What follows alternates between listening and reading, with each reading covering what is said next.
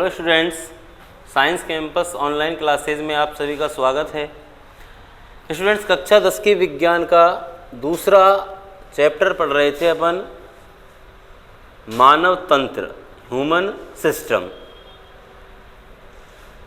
इस चैप्टर के पिछले वीडियो में हमने स्टूडेंट्स मानव के नर जनन तंत्र के बारे में आपको बताया था, जिसमें आपने पढ़ा था कि मानव का जो नर जनन तंत्र है वो किन किन अंगों से मिलकर बना होता है और उनकी संरचना कैसी होती है। स्टूडेंट्स, आज के वीडियो में हम मानव के मादा जनन तंत्र के बारे में चर्चा करेंगे।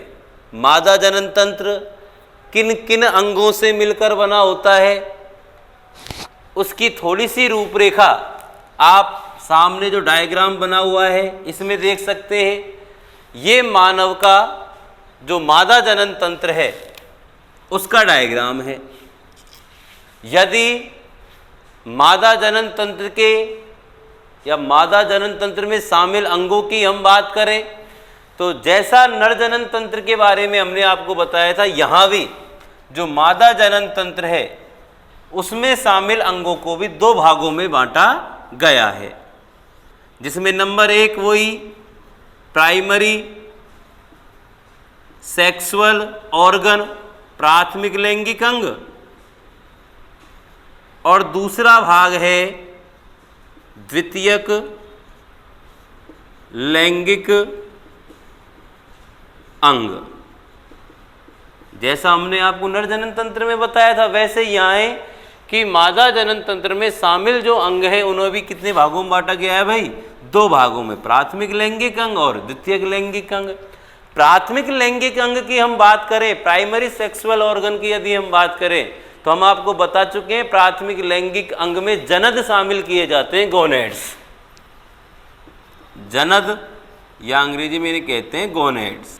अब ये जनद या गोनेड्स क्या होते हैं तो हमने बताया था जनद या गोनेड्स होते हैं वे अंग होते हैं ये जो लैंगिक इकाइयों का निर्माण करते हैं, अर्थात युग्मकों का निर्माण करते हैं और लिंग हार्मोन स्रावित करते हैं। दोनों में ही है भाई। ये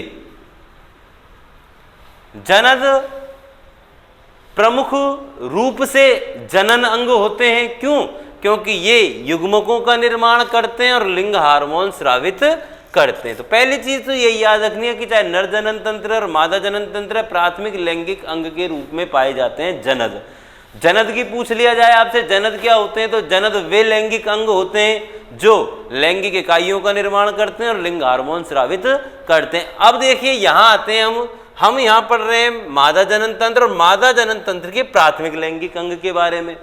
तो मादा जनन तंत्र में जो प्राथमिक लैंगिक अंग हैं, प्राथमिक लैंगिक अंग या जनद के रूप में पाए जाते हैं भाई अंडाशय। जो डायग्राम में बना हुआ है देखो, प्राथमिक लैंगिक अंग के रूप में जो मादा जनन तंत्र है उसमें क्या पाए जाते हैं? अंडाशय पाए जाते हैं। लगभग अंडाकार इनकी स्थिति होती है। शरीर में यदि इनकी उपस्थिति की बात की जाए तो जैसा देखिए ये है गर्भाशय, तो उदर गुहा में जो दोनों वृक्क होते हैं उन वृक्कों के नीचे जो श्रोणी भाग होता है उस श्रोणी भाग में गर्भाशय के दोनों ओर स्थित होते हैं और संख्या में 1 जोड़ी होते हैं। तो क्या याद रखना है आपको? प्राथमिक लैंगिक अंग के रूप में या जनद के रूप में जो मादा जनन तंत्र है मानव का उसमें क्या पाए जाते हैं?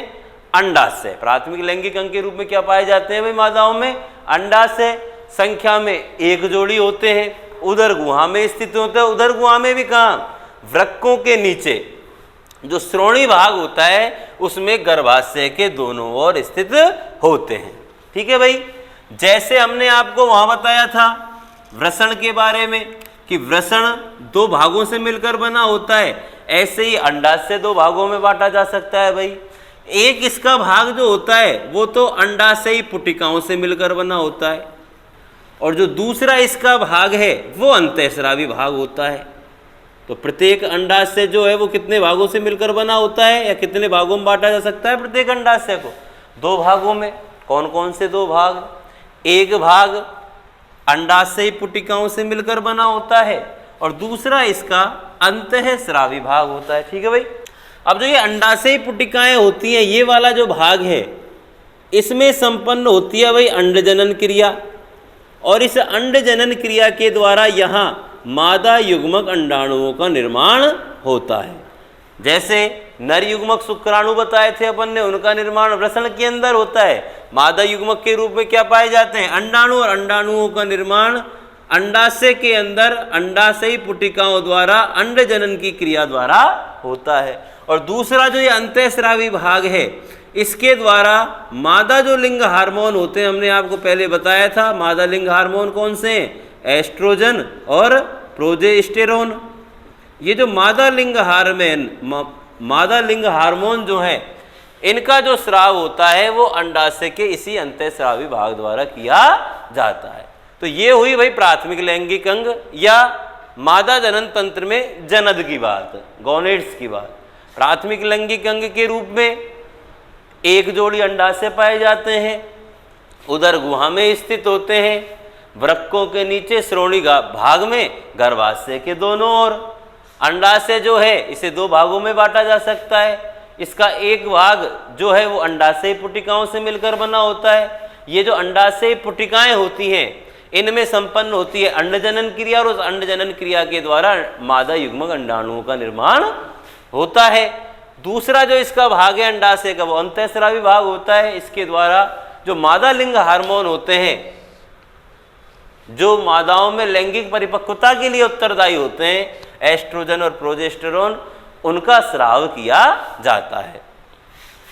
उसके बाद आते हैं हम यहाँ द्वितीयक लैंगिक अंग पे।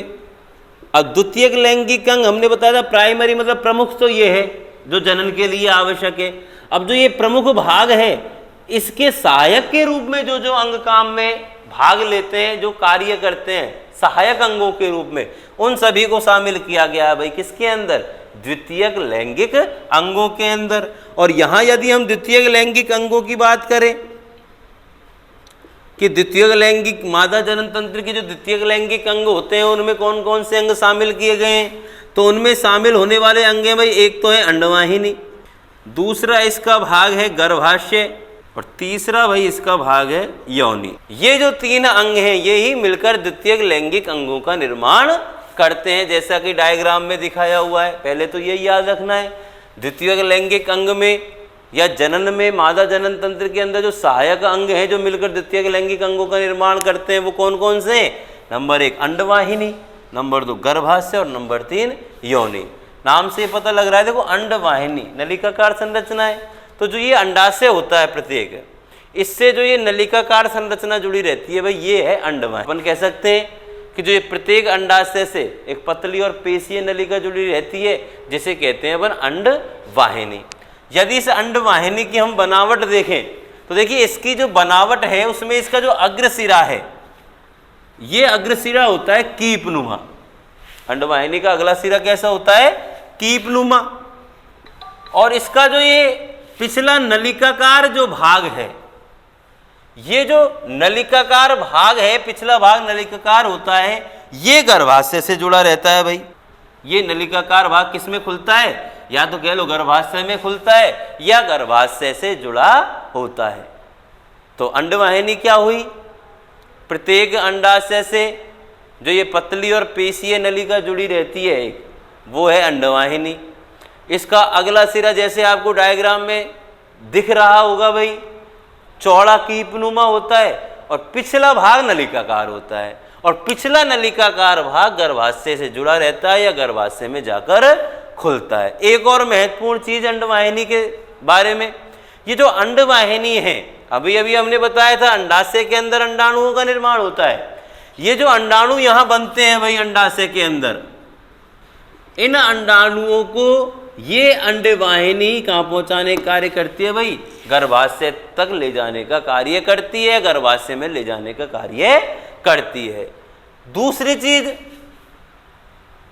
लैंगिक जनन के अंदर हमने बताया था नर और जो मादा जीव हैं उनकी जो जनन इकाइयां हैं, मतलब नर युग्मक, अब मानव की डायरेक्ट बात कर रहे हैं तो यहाँ शुक्राणु और अंडाणु कहते हैं।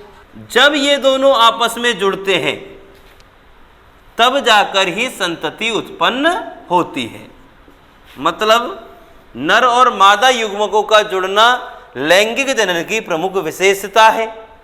ठीक है भाई, जो ये कार्य है शुक्राणु और अंडाणु का जुड़ना, तो ये अंडाणु है भाई, तो इस अंडाणु का जो शुक्राणु होता है, इसका जो शुक्राणु से युग्मनज है, संयुग्मन है, जुड़ना है, इसी भाग में संपन्न होता है। इसलिए जो अंडवाहिनी है उसे निषेचन नलिका भी कहा जाता है। निषेचन नलिका क्यों नाम पड़ा? क्योंकि शुक्राणु और अंडाणु का जुड़ना, इस क्रिया को निषेचन कहते हैं। तो निषेचन जो क्रिया है वो जिस नलिका में संपन्न हो रही है उसे फिर क्या कह देंगे हम? निषेचन नलिका। ठीक है ना।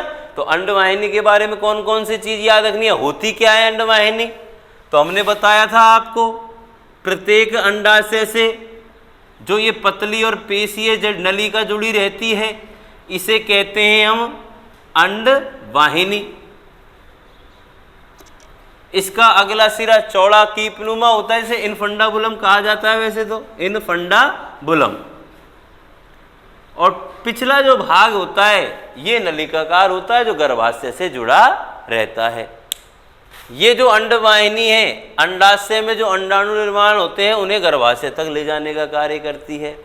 अंडवाहिनी के इसी भाग के अंदर जो शुक्राणु होते हैं उन शुक्राणुओं द्वारा अंडाणुओं का निषेचन किया जाता है। निषेचन मैंने बता दिया था, शुक्राणु और अंडाणु का आपस में जुड़ना। तो ये जो क्रिया होती है वो यही होती है, इसलिए इसे निषेचन नलिका भी कहा जाता है।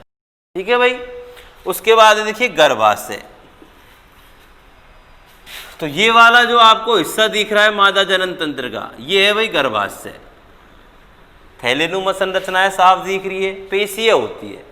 एक पेशीय थैलेनुमा संरचनाएं जो मूत्राशय और मलाशय के मध्य स्थित होती है। किसके मध्य? मूत्राशय व मलाशय के मध्य। ऊपर मूत्राशय हो जाएगा और नीचे क्या हो जाएगा भाई? मलाशय। इन दोनों के मध्य स्थित एक पेशीय थैलेनुमा संरचना होती है। जैसा डायग्राम में दिख रहा है, जो ये गर्भाशय है इसका ऊपरी सिरा होता है चौड़ा और निचला सिरा होता है इसका सकरा। ऊपर से नीचे की ओर कैसा होता जाता है? ये सकरा होता जाता है। और इसका जो निचला सिरा होता है वो एक संरचना होती है ग्रीवा। उस ग्रीवा द्वारा योनि भाग में खुलता। मतलब गर्भाशय का निचला सिरा सकरा होता है और उस अंतिम निचले भाग को ग्रीवा कहते हैं। और ग्रीवा के द्वारा वो किस भाग में खुलता है भाई? योनि भाग में खुलता है। अब देखिए गर्भाशय को अपन सामान्य जो अपनी भाषा है उसमें बच्चादानी भी कहते हैं, जिसमें 9 माह तक शिशु का पोषण होता है, पालन होता है। यही है भाई वो संरचना, गर्भाशय बच्चादानी, जिसके अंदर 9 माह तक शिशु का पोषण होता है। अब देखो ये व्यवस्था क्या हुई भाई, उसके बारे में देखो। यहाँ शुक्राणु द्वारा अंडाणु का हुआ निषेचन, और जब शुक्राणु और अंडाणु आपस में जुड़ते हैं मतलब निषेचन की क्रिया होती है, तो एकल कोशिका ये है और एकल कोशिका ये है, दोनों के केंद्रक आपस में जुड़ जाते हैं। ये भाई एक द्विकेंद्र की संरचना बन जाती है, द्विगुणित संरचना बन जाती है। उस द्विगुणित संरचना को कहा जाता है भाई युग्मनज। मतलब कहने का ये है भाई कि जैसे ही यहाँ निषेचन की क्रिया होती है, अंडाणु का शुक्राणु द्वारा निषेचन किया जाता है, तो एक नई संरचना बन जाती है जिसे बोलते हैं अपन द्विगुणित युग्मनज। अब युग्मनज एकल कोशिका है, 2 कोशिकाएं आकर जुड़ी और एक द्विगुणित संरचना बनी युग्मनज। अब ये जो युग्मनज है इसमें बारंबार होता है विभाजन। क्या होता है? विभाजन। समसूत्री विभाजन चलता रहता है इसमें, 1 से 2, 2 से मतलब 1 कोशिक से 2 कोशिक, फिर 4 कोशिक, 8 कोशिक, ऐसे ये चलता रहता है। फिर होता क्या है, विभाजन के बाद जो ये बनता है उसे आगे यहाँ सरका दिया जाता है गर्भाशय के अंदर। ये गर्भाशय का जो भीतरी स्तर है, यहाँ भाई अनेक सूक्ष्मांकुर निकले रहते हैं। क्या निकले रहते हैं? गर्भाशय के आंतरिक स्तर पर अनेक सूक्ष्म अंकुर, मतलब छोटी कांटे नुमा प्रवर्ध जैसी संरचना है। तो जो ये युग्मनज बनता है जिसमें बारंबार विभाजन हो गया, वो पोषण प्राप्त करने के लिए इन सूक्ष्म अंकुरों में आकर रोपित हो जाता है, मतलब यहां आ जाता है वो पोषण प्राप्त करने के लिए। तो यहां इस युग्मनज का यहां आना, इन सूक्ष्मांकुरों में रोपित होने की क्रिया को तो कहते हैं रोपण। रोपण पूछ लिया जाए क्या कहते हैं, तो रोपण क्या है भाई कि निषेचन के बाद ये द्विगुणित युग्मनज बना जिसमें बारंबार समसूत्री विभाजन हुआ। समसूत्री विभाजन के बाद कोशिकाओं का एक समूह बन जाता है, इसे कोरक कह देते हैं। वो पोषण प्राप्त करने के लिए इन सूक्ष्मांकुरों में गर्भाशय की आंतरिक भित्ति में आकर रोपित हो जाता है। इस क्रिया को रोपण कह देते हैं। नाम से पता लग रहा है रोपित होना मतलब रोपण। और यहां आकर वो पोषण प्राप्त करता रहता है प्रसव तक, मतलब जब तक वो शिशु के रूप में जन्म नहीं ले लेता।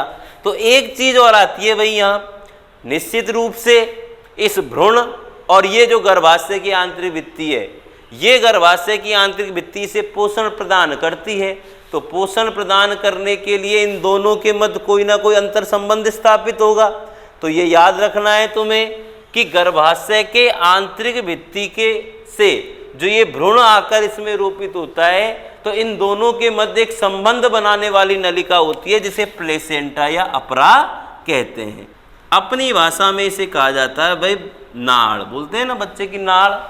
बच्चे के जन्म के बाद जब वो सूख जाते हैं तो उसे काट कर गाड़ दिया जाता है, सॉरी बच्चे के जन्म के बाद डॉक्टर देता है अपन को और उसे गाड़ दिया जाता है, तो वही है ये बच्चे की नाड़।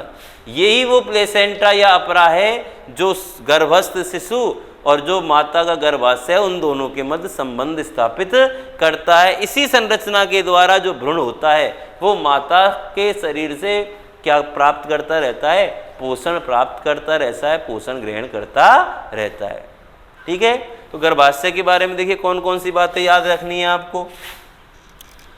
पहली बात तो पेशीय थैलीनुमा संरचनाएं मूत्राशय और मलाशय के मध्य स्थित होती है।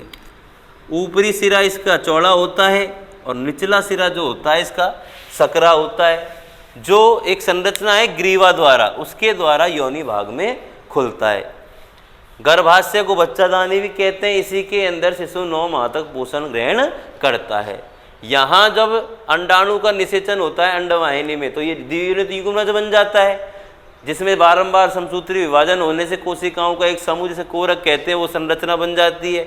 और आगे पोषण प्राप्त करने के लिए वो संरचना गर्भाशय की आंतरिक भित्ति में जो अनेक सूक्ष्मांकुर पाए जाते हैं इनमें आकर रोपित हो जाती है। इस प्रक्रिया को रोपण कहा जाता है।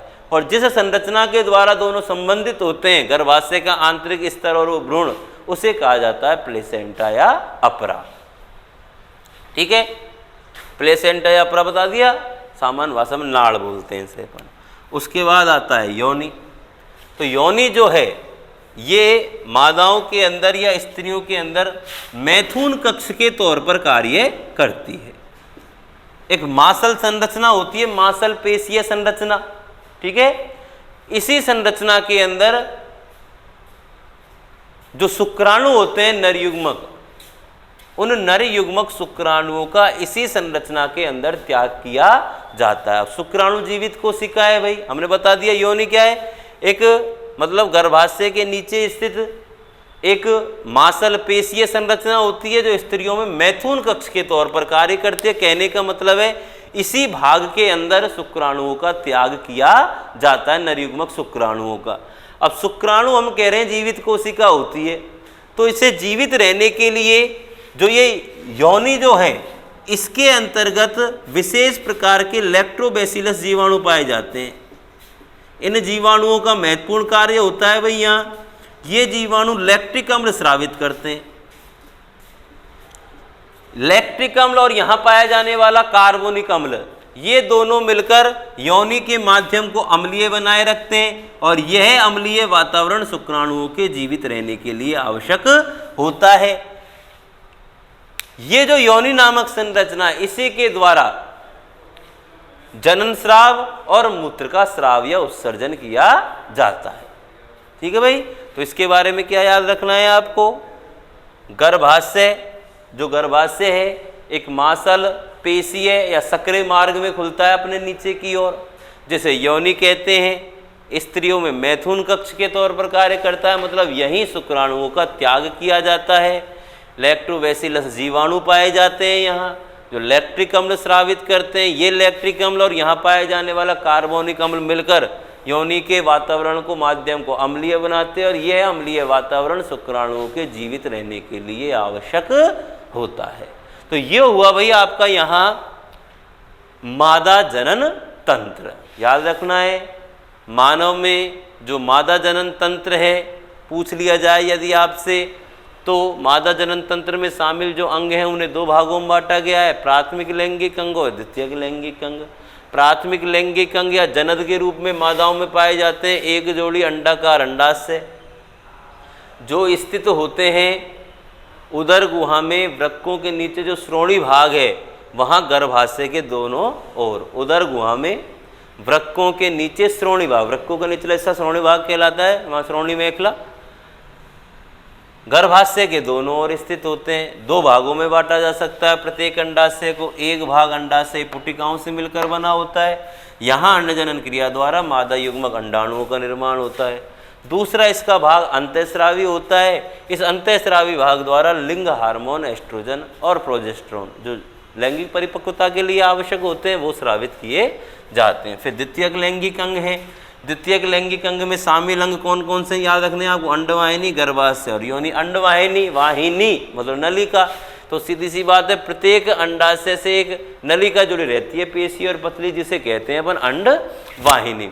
इसका अगला चेहरा जो होता है वो कीपनुमा चौड़ा होता है और पिछला नलिकाकार भाग जो है वो गर्भाशय से जुड़ा रहता है। एक चीज, इसी भाग के अंदर शुक्राणुओं द्वारा अंडाणु का निषेचन किया जाता है, इसलिए इसे निषेचन नलिका भी कहा जाता है। उसके बाद है गर्भाशय। गर्भाशय आपको अभी बताया था हमने। गर्भाशय एक पेशीय थैलीनुमा संरचना है जो मूत्राशय और मलाशय के मध्य स्थित होती है। उदर गुहा में बच्चादानी कहते हैं सामान्य रूप से, मतलब यहाँ जो ये द्विगुणित युग्मनज बनता है निषेचन के बाद, वो गर्भाशय की जो आंतरिक भित्ति से सूक्ष्मांकुर निकले रहते हैं उनमें आकर रोपित हो जाता है। रोपित होने की यह क्रिया रोपण कहलाती है। और रोपित क्यों होता है? पोषण प्राप्त करने के लिए। और जिस नलिका के माध्यम से वो पोषण प्राप्त करता है, मतलब जिस नलिका के द्वारा उसका संबंध माता के गर्भाशय से होता है, उसे प्लेसेंटा या अपरा कहा जाता है। अपनी भाषा में अपन इसे बच्चे की नाड़ बोलते हैं भाई, ठीक है। ऊपरी सिरा चौड़ा होता है और निचला सिरा ग्रीवा द्वारा योनि में खुलता है। उसके बाद योनि मांसल पेशीय संरचना होती है, जिसमें जो गर्भाशय अपने नीचे की ओर जिस मांसल पेशीय संरचना में खुलता है वो योनि है। स्त्रियों में मैथुन कक्ष के तौर पर कार्य करती है। यहीं शुक्राणुओं का त्याग किया जाता है। लैक्टोबैसिलस जीवाणु पाए जाते हैं जो लैक्टिक अम्ल स्रावित करते हैं। लैक्टिक अम्ल और कार्बोनिक अम्ल मिलकर यहाँ का वातावरण अम्लीय बनाते हैं जो शुक्राणुओं के जीवित रहने के लिए आवश्यक होता है। ठीक है भाई, ये हो गया आपका नर जनन तंत्र और मादा जनन तंत्र। उसके बाद देखिए हम इसमें चर्चा करेंगे भाई प्रजनन की विभिन्न अवस्थाओं की। प्रजनन एक जैविक क्रिया है जिसके द्वारा संतान उत्पन्न होती है, मतलब संतान का निर्माण होता है। तो संतान के जो जन्म लेने की प्रक्रिया तक पूरी जो ये प्रजनन क्रिया है उसकी अवस्थाओं की यहाँ चर्चा करेंगे। प्रजनन की अवस्थाएं, शिशु के जन्म लेने तक की पूरी प्रक्रिया की बात कर रहे हैं भाई हम। तो प्रजनन की जो ये अवस्थाएं हैं, प्रजनन जो जैविक क्रिया है मानव के अंदर, इसे भाई 4 चरणों में बांटा गया है। मतलब कहा गया है कि 4 चरणों में जाकर ये पूर्ण होती है। 4 अवस्थाएं होती हैं प्रजनन के अंदर। कौन कौन सी 4 अवस्थाएं हैं? देखो भाई, एक है युग्मक जनन। एक अवस्था कौन सी है प्रजनन की? युग्मक जनन। दूसरी अवस्था है निषेचन। तीसरी अवस्था है रोपण, भ्रूण का रोपण। और चौथी इसमें अवस्था है भाई प्रसव। इन 4 अवस्थाओं में जाकर प्रजनन की प्रक्रिया संपन्न होती हैं। चारों अवस्थाओं के अंदर होता क्या क्या है वो देखो भाई। युग्मक जनन, जनन का अर्थ निर्माण, और युग्मक जानते हो लैंगिक इकाई, वहीं से प्रजनन चालू होता है। हमने बताया था लैंगिक परिपक्वता मतलब लैंगिक इकाइयों का या लैंगिक कोशिकाओं का निर्माण। तो यहाँ से प्रजनन चालू हो जाता है, जहाँ से युग्मकों का निर्माण प्रारंभ हो जाता है वहीं से जनन की प्रावस्थाएं प्रारंभ हो जाती है। और प्रसव जानते ही हो, शिशु का जन्म लेना, तो युग्मकों के निर्माण से लेकर शिशु के जन्म लेने तक की पूरी प्रक्रिया जो है, इसको प्रजनन की अवस्थाएं कहा जाता है। और प्रजनन की ये जो अवस्थाएं हैं वो इन 4 अवस्थाओं में पूर्ण होती है। युग्मक जनन नाम से याद रखना है स्टूडेंट्स, युग्मकों के निर्माण की क्रिया। युग्मक तुम जानते ही हो, नर युग्मक और मादा युग्मक। नर युग्मक के रूप में हमारे अंदर निर्माण होता है भाई शुक्राणुओं का, और मादा युग्मक के रूप में निर्माण होता है अंडाणुओं का। शुक्राणुओं का निर्माण होता है वृषण के अंदर, एक विशेष क्रिया होती है इसके लिए, शुक्र जनन। और अंडाणुओं का निर्माण होता है अंडाशय में, और क्रिया होती है अंडजन। तो ये प्रजनन की पहली अवस्था हो गई भाई युग्मक जनन। तो याद रखना है, नर युग्मक शुक्राणु और मादा युग्मक अंडाणु के निर्माण की प्रक्रिया को कहते हैं हम युग्मक जनन। जहां शुक्राणुओं का निर्माण होता है वृषण में शुक्र जनन क्रिया द्वारा, और जो अंडाणु होते हैं उनका निर्माण होता है अंडाशय में अंड जनन की क्रिया द्वारा। उसके बाद होता है निषेचन। अभी अभी बताया था भाई हमने, शुक्राणु मतलब नर युग्मक और मादा युग्मक के संयुग्मन की। चूंकि यहाँ पर मानव में जनन की प्रावस्थाएं पढ़ रहे हैं, और मानव में नर युग्मक शुक्राणु होता है और मादा युग्मक अंडाणु, तो डायरेक्ट लिख देंगे अपन शुक्राणु और अंडाणु के संयुग्मन की आपस में जुड़ने की जो क्रिया है, इस क्रिया को कहा जाता है भाई निषेचन। और जब ये निषेचन हो जाता है तो इसके बाद संरचना बनती है द्विगुणित युग्मनज। ये अगुणित,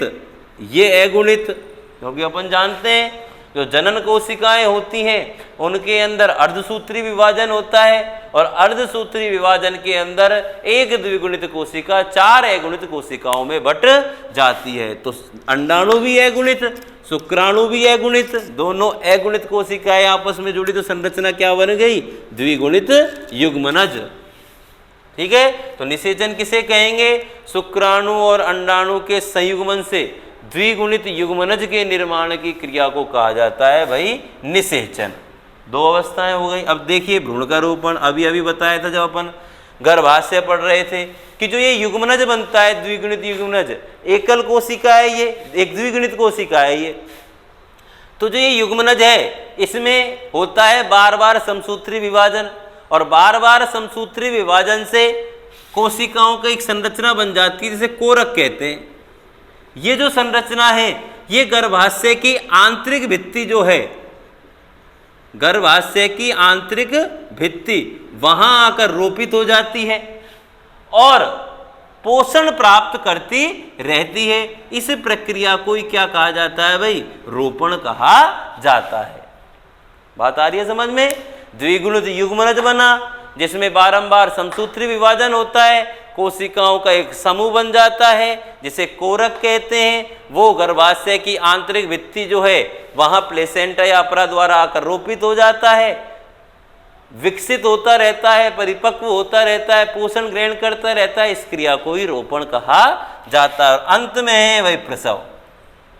प्रसव क्या होता है कि गर्भाशय के अंदर जो ये भ्रूण है रोपित जो होता है पोषण ग्रहण करता रहता है। जब ये विकास की सभी अवस्थाओं से गुजर जाता है, मतलब इसका विकास क्या हो जाता है?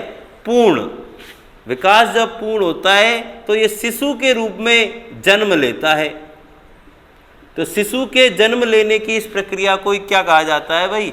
प्रसव कहा जाता है। प्रसव का मतलब है शिशु का जन्म लेना। और शिशु कब जन्म लेगा? जब जो भ्रूण रोपित हुआ है, जो गर्भाशय में पोषण प्राप्त करता रहता है, जब वो विकास की सभी अवस्थाओं से गुजर जाता है, सभी विकास की अवस्थाएं पूर्ण हो जाती है, तो वो शिशु रूप में जन्म ले लेता है। इस प्रक्रिया को प्रसव कहा जाता है। तो इस प्रकार जो प्रजनन है, ये प्रजनन की पूरी प्रक्रिया इन 4 अवस्थाओं में पूर्ण होती है। तो प्रश्न आ जाए अपना, प्रजनन की विभिन्न अवस्थाएं कौन कौन सी हैं लिखिए। तो प्रजनन प्रक्रिया 4 चरणों या 4 अवस्थाओं में पूर्ण होती है। युग्मक जनन, नाम से याद रखना है, युग्मक का निर्माण, शुक्राणु और अंडाणु, शुक्राणु वृषण में और अंडाणु अंडाशय में। निषेचन, शुक्राणु और अंडाणु के संयुग्मन से द्विगुणित युग्मनज के निर्माण की क्रिया को निषेचन। भ्रूण का रोपण, जो युग्मनज बनता है उसमें विभाजन होता है, समसूत्री विभाजन बारंबार। पोषण प्राप्त करने के लिए वह गर्भाशय की आंतरिक भित्ति में आकर रोपित हो जाता है और पोषण प्राप्त करता रहता है। इस प्रक्रिया को क्या कहा जाता है? भ्रूण का रोपण। और प्रसव, जब भ्रूण विकास की सभी अवस्थाएं पूर्ण कर लेता है, उस तो शिशु के रूप में जन्म लेता है, इस प्रक्रिया को कहा जाता है भाई प्रसव। ठीक है स्टूडेंट्स, तो ये अपना हुआ भाई यहां जाकर समाप्त मानव का या मानव का जनन तंत्र, जिसमें नर जनन तंत्र, मादा जनन तंत्र और जनन की ये विभिन्न अवस्थाएं।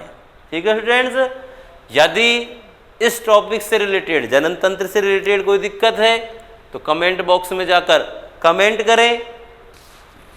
अगले वीडियो में एक नए तंत्र के बारे में अध्ययन करेंगे हम। तब तक के लिए धन्यवाद।